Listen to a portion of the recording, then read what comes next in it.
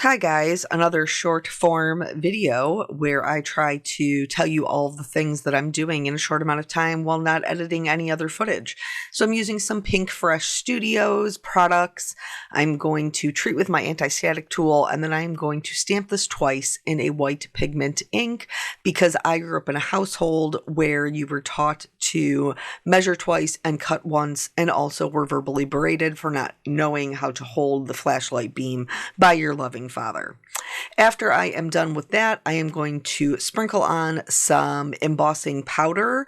I always preheat my gun, even though one time I melted my robe, so be careful with where it is pointing. Now we're going to do all the stenciling, a lot of different colors, and we're going to use little ink cubes with big brushes because we're cheap. We are very cheap. And ink cubes give us the same beautiful colors that we love, but not as expensive as a full ink pad. So now once we have done all of the leaf inking, we are going to go in and do all of the flower inking. Now, because we cannot leave well enough alone, no, we cannot. We must have color variation. We will ink with no less than 3, possibly 4 colors, whatever we need to do. All of the flowers are inked and they are beautiful. We love them. We are working on not watercolor paper at all, even though we're going to do a faux watercolor look, because again, watercolor paper is expensive and we are cheap here.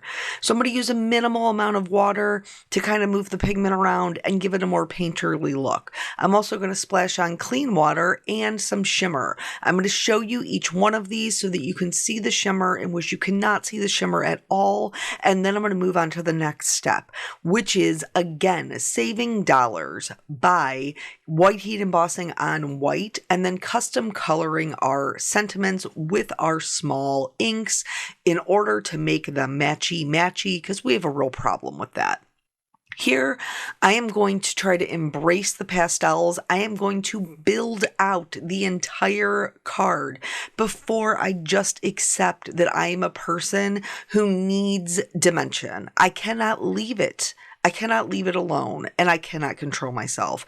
So now, after my card is completely built, I am going to go back in with some alcohol markers and add in some more dimension just with 1 or 2 colors to really brighten it up, because the set is cheerful blossoms and I want them to be cheerful.